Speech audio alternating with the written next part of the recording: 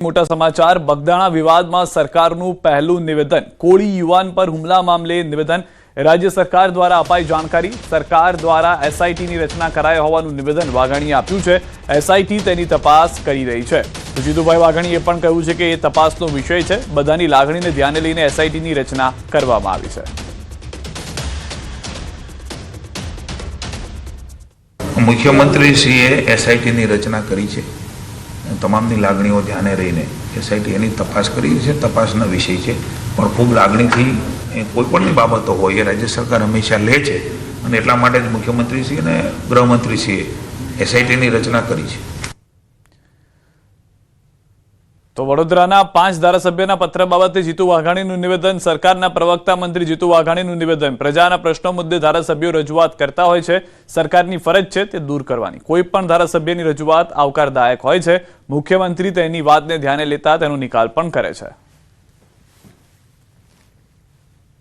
સતત ચર્ચા અને વાત કોઈ પણ ધારાસભ્ય જ્યારે મુખ્યમંત્રી ખૂબ સરળતાથી મળે છે અને એમની વિષયો લઈને જ્યારે જ્યારે પણ આવે છે ત્યારે મુખ્યમંત્રી નિકાલ પણ કરે છે આના પણ બધા જ નિકાલો જે કહે છે પ્રજાહિતના કાર્યો જે લઈને આવે છે ત્યારે અમારા ધારાસભ્યના નિકાલ પણ કરવાની સરકારની ફરજ પણ છે વલસાડ જિલ્લાના ઉમરગામના સોલસુંબા વિસ્તારમાં એક રિક્ષા અને બાઇક વચ્ચે અકસ્માતનો બનાવ સીસીટીવીમાં કેદ થયો છે સોલસુંબાના રેલવે ઓવરબ્રિજ નીચેથી રિક્ષા પસાર થઈ રહી હતી આ સમયે એક બાઇક ચાલક પૂર ઝડપે પસાર થતી રિક્ષા સાથે અથડાયો હતો આ ઘટનામાં રિક્ષા અને બાઇક પલટી મારી ગયા હતા સદનસીબે બાઇક ચાલકને સામાન્ય ઈજા થઈ હતી જોકે હજુ આ મામલે કોઈ પોલીસ ફરિયાદ દાખલ થઈ નથી તો દ્રશ્યોમાં પણ આપ જોઈ રહ્યા છો રિક્ષા અને બાઇક વચ્ચેના અકસ્માત વધુ માહિતી ન્યૂઝ 18 સંવાદદાતા हमारी साथ जोड़ाई गया है भरत વધુ શું જાણકારી મળી છે સમગ્ર અકસ્માતને લઈને જે વ્યક્તિ ઘસડાયા છે તેઓની સારવારને લઈને શું જાણકારી जी बिल्कुल सिद्धार्थ कहेवाय છે કે બેદરકારી પૂર્વકનું ડ્રાઇવિંગ છે આવું જોખમી સાબિત થઈ શકે છે આ ઘટનામાં પણ એવું છે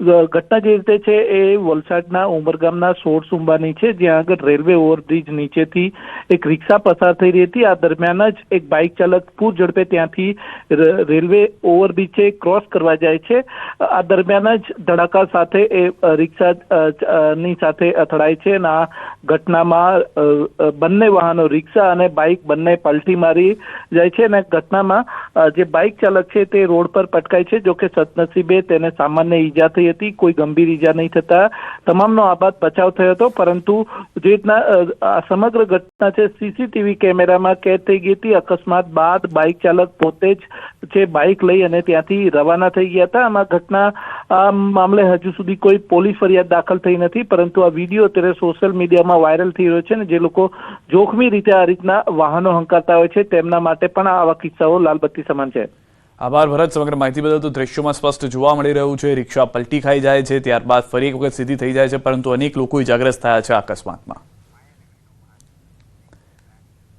અને સમાચારમાં હવે વાત માયાનગરીના મહાસંગ્રામની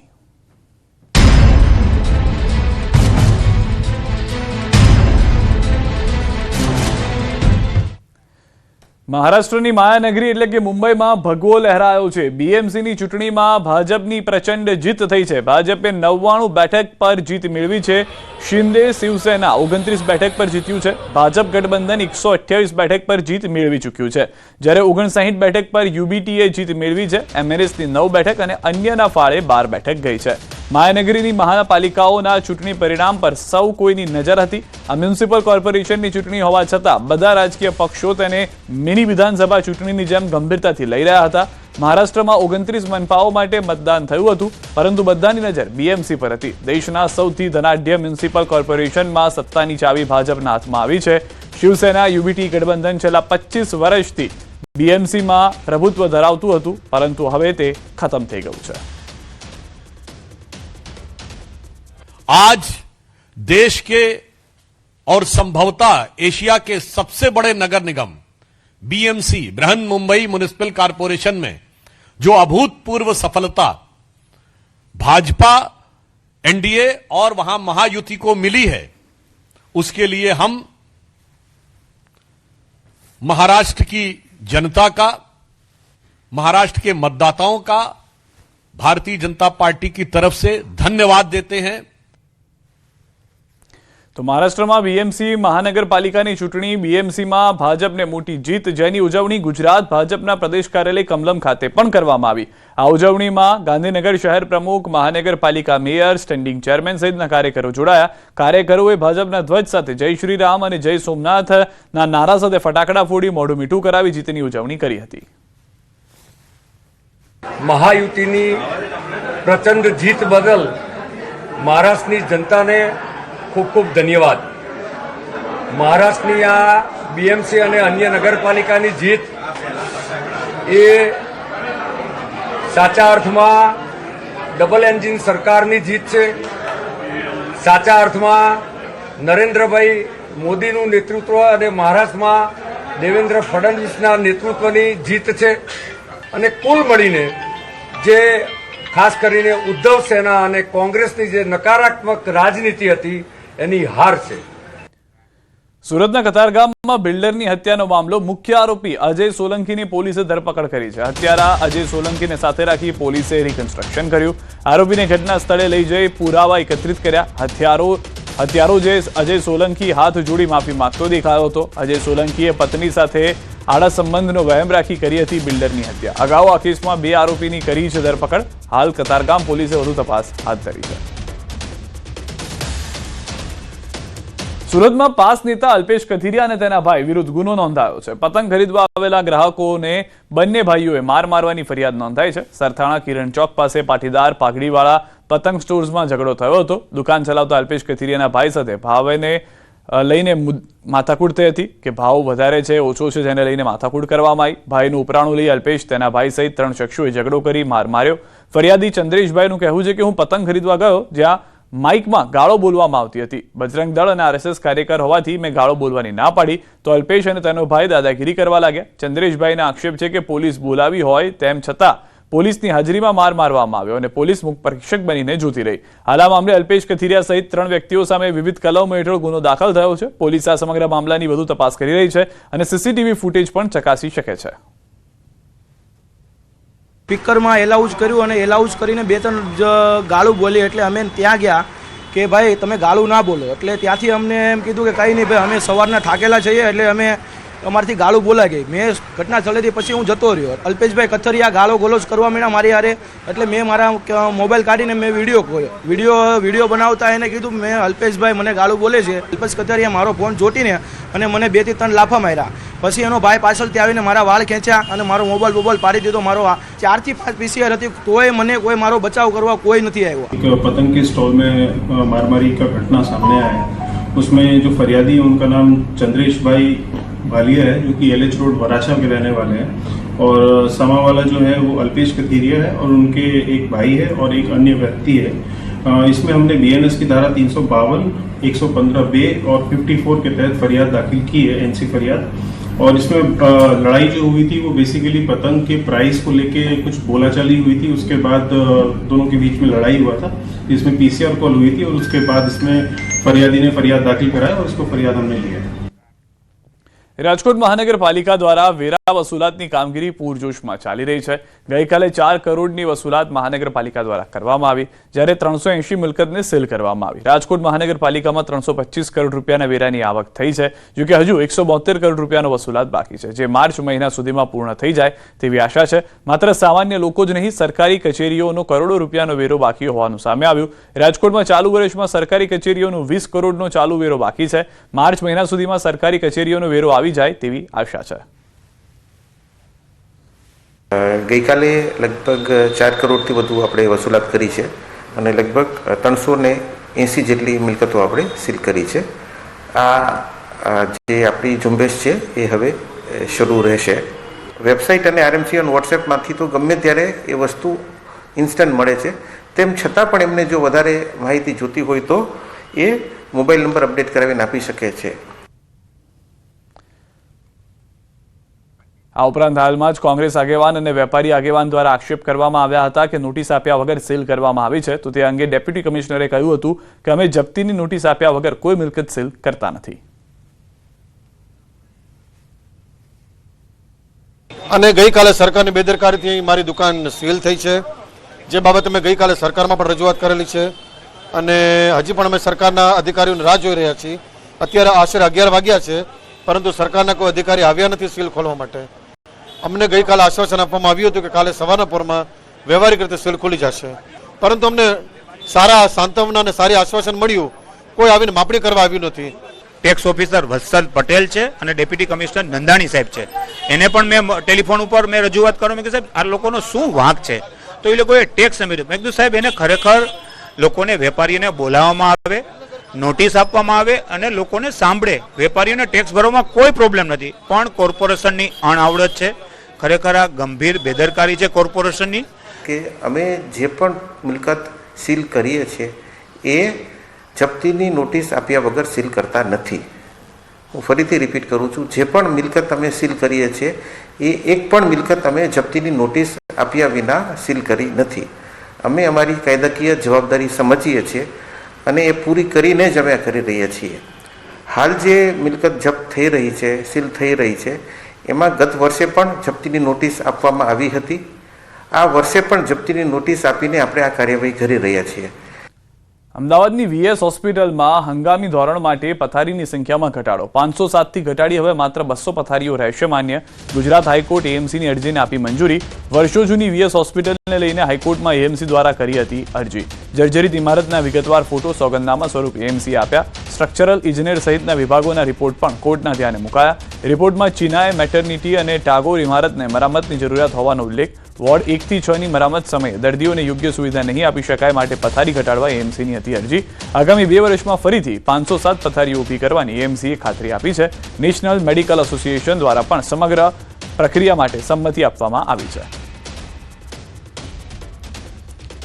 અમદાવાદના સાળંગપુરમાં 75 વર્ષ જૂની પાણીની ટાંકી ઉતારવાનું કામ શરૂ થયું છે, જેમાં 2 દિવસ પહેલા આ ટાંકીને તોડવા માટે જેસીબીની મદદ લેવાઈ હતી અને ઊંચી પાણીની ટાંકી પર જેસીબી તોડવાની કામગીરીનો વિડીયો પણ વાયરલ થયો હતો.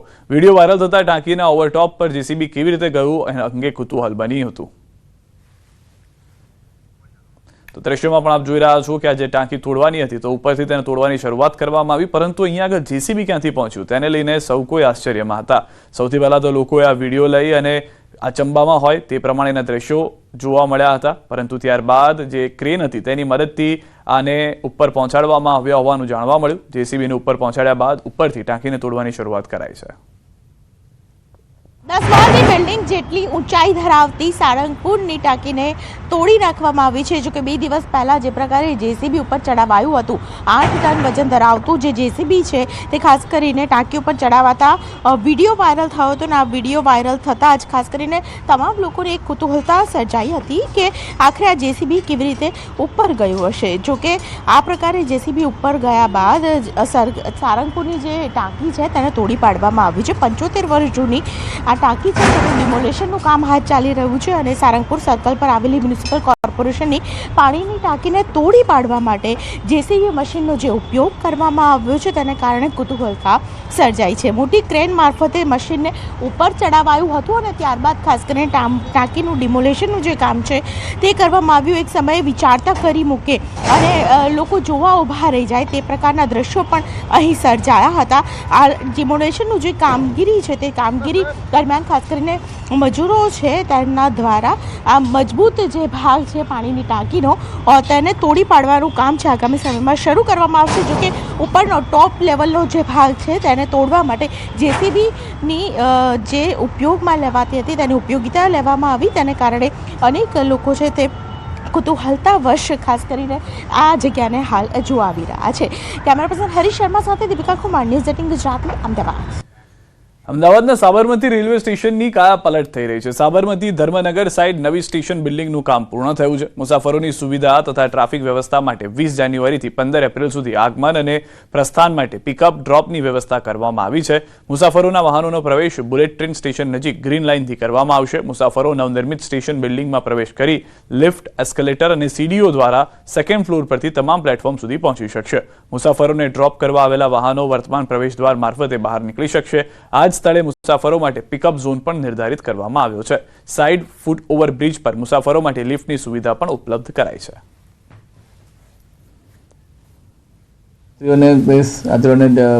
ડિફિકલ્ટી ન પડે એની માટે અત્યારે જે આપણે જે મલ્ટી મોડેલ હબ જે બન્યું છે અત્યારે ત્યાં સાબરમતી સ્ટેશન આગળ ત્યાંથી એક એન્ટ્રી રાખી છે લોકોએ, ત્યાંથી એન્ટ્રી લઈને અને બીજી જગ્યાએથી જ્યાં હમણાં એન્ટ્રી છે ત્યાંથી એક્ઝિટ કરશે અત્યારે, એટલે જ્યાંથી એક એન્ટ્રીથી એક્ઝિટ નહીં થાય, એન્ટ્રી ત્યાંથી પછી એક્ઝિટ, અને એવી જ રીતે જે હમણાં 12 મીટર જે બ્રિજ નવો બનાવ્યો છે ત્યાંથી પણ એન્ટ્રી છે.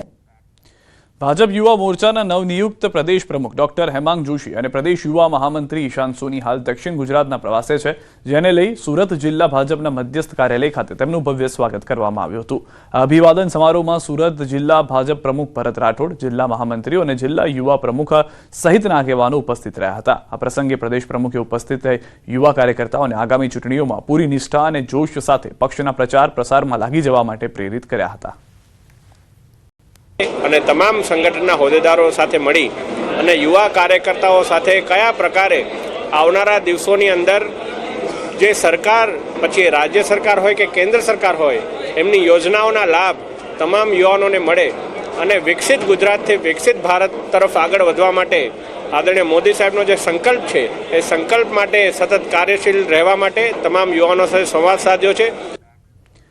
આવતીકાલથી આમ આદમી પાર્ટીના રાષ્ટ્રીય સંયોજક અને દિલ્હીના પૂર્વ મુખ્યમંત્રી અરવિંદ કેજરીવાલ 17 થી 19 જાન્યુઆરી 3 દિવસ ગુજરાત પ્રવાસે આવશે. આમ આદમી પાર્ટી દ્વારા 7 ઝોન હેઠળ ઝોન વાઇઝ કાર્યકર્તા સંમેલન કરવામાં આવનાર છે, જેમાં અરવિંદ કેજરીવાલ 18 જાન્યુઆરીના અમદાવાદમાં અને 19 જાન્યુઆરીએ વડોદરામાં કાર્યકર્તા સંમેલનમાં ઉપસ્થિત રહેશે. આમ આદમી પાર્ટી ગુજરાતમાં સમગ્ર 7 ઝોનની અંદર બૂથ કાર્યકર્તા સંમેલન આમ આદમી પાર્ટી દ્વારા આયોજન કરવામાં આવશે, જે અંતર્ગત આમ આદમી પાર્ટીના રાષ્ટ્રીય કન્વીનર અને દિલ્હીના પૂર્વ મુખ્યમંત્રી અરવિંદ કેજરીવાલજી 3 દિવસે ગુજરાતના પ્રવાસે આવી રહ્યા છે. અમરેલીની ચલાલા પાલિકાના પ્રમુખ પદે ભૂમિબેન જયરાજભાઈ વાળાની સર્વાનુમતે વરણી થઈ. નગરપાલિકાના 24 સભ્યોમાંથી 18 સભ્યો હાજર રહ્યા તો 6 ગેરહાજર રહ્યા. પ્રમુખ તરીકે ભૂમિબેન જયરાજભાઈ વાળાએ ફોર્મ ભરતા સર્વાનુમતે વરણી કરાઈ. અગાઉ નયનાબેન વનરાજભાઈ વાળાએ રાજીનામું ધરી દીધા બાદ આજે પ્રમુખ તરીકે ચૂંટણી હતી. નગરપાલિકા સદસ્યોની અંદરોઅંદરની ખેંચતાણ વચ્ચે ફરી પ્રમુખ તરીકે વરણી કરાયા. 24 સદસ્યોમાંથી ભાજપના 18 સદસ્યો હાજર, જ્યારે 6 ગેરહાજર રહેતા સૂચક ગેરહાજરી જોવા મળી. ડાંગ પોલીસે ઓપરેશન મિલાપ અંતર્ગત છેલ્લા 13 વર્ષથી ગુમ યુવકને શોધી પરિવાર સાથે મિલન કરાવ્યું. વર્ષ 2013માં વાપી કોલેજ પાસે અભ્યાસ માટે ગયેલા યુવક હોસ્ટેલમાંથી કોઈને જાણ કર્યા વગર જતો રહ્યો હતો, જે બાદ પરિવારે શોધખોળ હાથ ધરી, જે બાદ વઘઈ પોલીસે ઓપરેશન મિલાપ હેઠળ તેની શોધ કરી પરિવાર સાથે મિલન કરાવ્યું. વઘઈના પોલીસે ટેકનિકલ સોર્સ તથા હ્યુમન સોર્સની મદદથી શોધી કાઢ્યો, જે બાદ પરિવારજનો અને ગામ લોકોએ પોલીસની કામગીરી બિરદાવતા આભાર વ્યક્ત કર્યો હતો. ડાંગ જિલ્લાની પોલીસ ને ડીએસપી સાહેબ ને વઘઈ પોલીસ સાહેબ ગઢવી સાહેબનો શોધખોળ કરતા એમને મળી આવેલ તે આજ દિન સુધી આ ડાંગ જિલ્લાની પોલીસ તથા ડીએસપી સાહેબ મેડમનો અમે ખૂબ આભારી છે. કચ્છના ગાંધીધામમાં તેઓ હાલ નૂતન હોટલ છે ત્યાં વેઇટર તરીકે સર્વિસ કરી રહેલ છે, જેથી કરીને તેઓએ પીએસઆઈ રાજપૂત સાહેબ તથા ટીમને મોકલી અને ત્યાંથી તેઓને શોધી અને તેનું કાઉન્સિલિંગ કરી સમજાવી તેઓને વઘઈ પોસ્ટે લાવેલ છે અને તેઓને તેના પરિવાર સાથે મિલાપ કરાવી આપેલ છે. 26 જાન્યુઆરીના પ્રજાસત્તાક પર્વની ઉજવણી માટે રાષ્ટ્રપતિ ભવનની વિશેષ આમંત્રણ પત્રિકા અમદાવાદની એનઆઈડી દ્વારા તૈયાર કરવામાં આવી છે. આ વર્ષની પત્રિકા નોર્થ ઈસ્ટની થીમ પર આધારિત છે, જેના માટે એનઆઈડીની ડિઝાઇન ટીમ પૂર્વોત્તરના 8 રાજ્યોનો પ્રવાસ કરી ત્યાંની સ્થાનિક કારીગરો સાથે મળીને કામ કર્યું. આ પત્રિકામાં અરુણાચલ પ્રદેશ, આસામ, મણિપુર, મેઘાલય, મિઝોરમ, નાગાલેન્ડ, સિક્કિમ અને ત્રિપુરાની પરંપરાગત હસ્તકલાઓ પ્રદર્શિત કરવામાં આવી છે. પૂર્વોત્તર રાજ્યોના 350થી વધુ કારીગરોના સહયોગથી તૈયાર થયેલી આ ખાસ આમંત્રણ પત્રિકા હાલ રાષ્ટ્રપતિ ભવન મોકલી આપવામાં આવી છે. 26 જાન્યુઆરી પ્રજાસત્તાક દિવસની જે ઉજવણી થવાની છે ને તેનું ઇન્વિટેશન જે છે તે એનઆઈડી અમદાવાદ દ્વારા તૈયાર કરવામાં આવ્યું છે. આ એ નિમંત્રણ પત્રિકા છે કે જે નોર્થ ઇસ્ટની થીમ ઉપર જે છે તે તૈયાર કરવામાં આવી છે. કેવી રીતે આખી આ નિમંત્રણ પત્રિકા જે છે તે તૈયાર કરવામાં આવી છે તે આપણે જાણીશું. આખી આમંત્રણ પત્રિકા જે હેન્ડમેડ છે ને નોર્થ ઇસ્ટના કારીગરો દ્વારા જે આખી આ આમંત્રણ પત્રિકા તૈયાર કરવામાં આવી છે. આપણી સાથે એનરિયા મેડમ છે, તેઓ પાસેથી જાણીશું. મેડમ, આ पत्रिका जे ये इनविटेशन जो तैयार किया गया है किस प्रकार से तैयार किया है, क्या है? ये जो आप आमंत्रण देख रहे हैं, ये काफ़ी लोगों के साथ कोलैबोरेट करके बनी हुई है। तो एनआईडी की design team, faculty, students, alumni सब ने काम किया है और हमने काफ़ी क्लोजली राष्ट्रपति भवन की टीम के साथ भी काम किया है इसका कंसेप्शुअली तैयार करने का। टोटली अबाउट 350 लोगों ने काम किया है इसके ऊपर। બિલકુલ, તો જે આ ઇન્વિટેશન જે આમંત્રણ પત્રિકા જે તૈયાર કરવામાં આવી છે નોર્થ ઇસ્ટના થીમ ઉપર જે છે તે તૈયાર કરવામાં આવી છે ને 8 રાજ્યોના કારીગરો અને એક્સપર્ટ્સ દ્વારા જે છે આ તૈયાર કરી છે। રાષ્ટ્રપતિ ભવન ખાતે આ આમંત્રણ પત્રિકા મોકલી આપવામાં આવી છે અને જ્યારે 26 જાન્યુઆરીની જે ઉજવણી થશે ત્યારે જે મહેમાનો જે ઉપસ્થિત રહેવાના છે આ ઉજવણીમાં તેઓને આ આમંત્રણ પત્રિકા પહોંચાડવામાં આવશે। કેમેરામેન ખેંગા રાઠોડ સાથે સંજય ટાંક, ન્યૂઝ 18 ગુજરાતી, અમદાવાદ।